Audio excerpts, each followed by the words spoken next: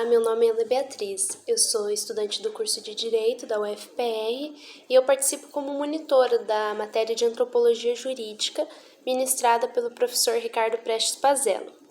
Esse é o primeiro de uma série de vídeos que serão divulgados pelo grupo de monitores da disciplina com o objetivo de relacionar conteúdos da antropologia jurídica com assuntos da atualidade, utilizando referências teóricas específicas que estarão indicadas na descrição do vídeo.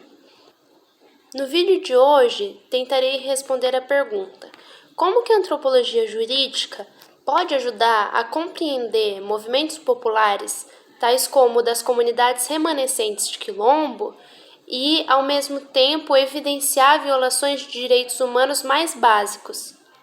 O pesquisador costarriquenho Daniel Camacho escreveu em seu texto Movimentos Sociais, algumas discussões conceituais, que os movimentos sociais são uma dinâmica gerada pela sociedade civil que se orienta para a defesa de interesses específicos. Além disso, em relação à ação dos movimentos sociais, diz que são direcionadas para o questionamento, seja de modo fragmentário ou absoluto, das estruturas de dominações prevalecentes, com uma vontade implícita, qual seja a de realizar transformações parcial ou totalmente das condições de crescimento social.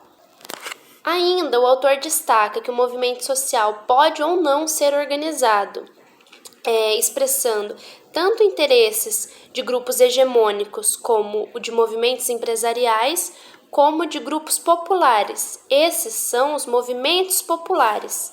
Em relação a estes últimos, a constituição de um movimento popular se dá, segundo Camacho, da seguinte maneira: um movimento popular tem um momento de constituição, que é aquele em que passa de uma relação desarticulada entre os diversos movimentos a uma ação permanente, estruturada e com objetivos políticos. Pois bem, trazendo isso para um contexto brasileiro, é importante lembrar que em 1996, durante o encontro de avaliação do primeiro Encontro Nacional de Comunidades Negras Rurais Quilombolas, a Comissão Provisória dá lugar à Coordenação Nacional de Articulação de Comunidades Negras Rurais Quilombolas, a CONAQ. Ou seja, nos anos 2000 já é possível identificar o processo antes citado de constituição dos movimentos populares identificado por Camacho, quando o segundo Encontro Nacional de Comunidades Negras Rurais Quilombolas é realizado em Salvador, na Bahia. Se inicia um processo de afirmação e reconhecimento do movimento quilombola. Ressalta-se que, após o encontro de Salvador, diversos estados que ainda não estavam constituídos enquanto organização quilombola em nível local passam a se organizar e a construir esses espaços como de protagonismo das comunidades. A CONAQ ela é constituída tanto por associações ou federações, como por comissões, tendo representantes de comunidades quilombolas de pelo menos 23 estados do Brasil. Se Camacho afirmou que no contexto do movimento popular, a reivindicação política não é mais parcial, mas total, tende a uma transformação global do Estado em benefício do movimento popular. No mesmo sentido são os objetivos da CONAQ, os quais consistem, por exemplo, em lutar pela garantia de uso coletivo do território, pela implantação de projetos de desenvolvimento sustentável, pela implementação de políticas públicas, levando em consideração a organização das comunidades de quilombo, por educação de qualidade e coerente com o modo de viver nos quilombos, o protagonismo e autonomia das mulheres quilombolas, pela permanência do e da jovem no quilombo e, acima de tudo, pelo uso comum do território, dos recursos naturais e pela harmonia com o meio ambiente. Ainda mais, diz o pesquisador, ao afirmar que o projeto político dos movimentos populares, ou mesmo as reivindicações políticas mais localizadas do movimento popular, questionam por sua própria natureza o regime de dominação. Isso os leva a se oporem às classes dominantes. É nesse sentido que as reivindicações da CONAC buscam soluções para os problemas nacionais, mas como um movimento político organizado para propor para as relações desiguais historicamente estabelecidas em defesa dos direitos dos quilombolas, em oposição à lógica totalizante imposta pelo sistema colonial e, mais recentemente, pelo sistema pós-colonial. Mais recentemente, inclusive, a CONAC destacou-se por uma de suas ações, corroborando com tal análise.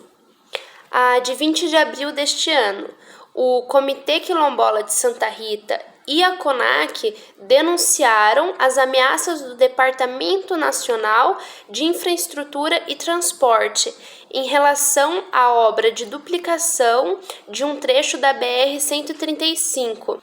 Os quilombolas que vivem entre a cidade de Bacabeira e Santa Rita, no Maranhão, eles estão sendo ameaçados por essa obra de duplicação de 18 quilômetros de um trecho da BR-135. A primeira tentativa de duplicação da BR aconteceu em 2017. Nesse episódio, inclusive, foi derrubado vegetação e pés de azeitona e mangueiras que serviam como fonte de renda para a comunidade quilombola. E depois de 3 anos com as obras paradas por conta dos protestos das comunidades quilombola, em 15 de julho foi autorizado pelo Tribunal de Contas da União a duplicação de 18 quilômetros da BR. Dentre as violações de direitos humanos ocorridos por conta dessa obra, a principal é a violação da Convenção 69 da Organização Internacional do Trabalho, que determina o direito de consulta prévia, livre e informada em casos de projetos que afetem os territórios de comunidades tradicionais. E foi exatamente o que aconteceu, né? Havendo a falta de diálogo entre o Departamento Nacional de Infraestrutura e Transportes e as comunidades, bem como a não realização de uma consulta prévia aos quilombos em relação ao projeto de duplicação. E com isso, mais de 4.000 famílias das 24 comunidades de Anajatuba devem ser impactadas por essa obra. Então, como é possível perceber, a antropologia jurídica auxilia, a partir de teorias específicas que possuem objeto e método próprio, na compreensão de fenômenos sociais complexos que o direito costuma ignorar. Sim, a antropologia jurídica ela é essencial para a formação do estudante de direito, do jurista, por ser pautada na visibilização de grupos explorados ou oprimidos, como mostra um estudo de etnocentrismo, de classe, de raça e de gênero, e na valorização de sua contribuição para a nossa formação social.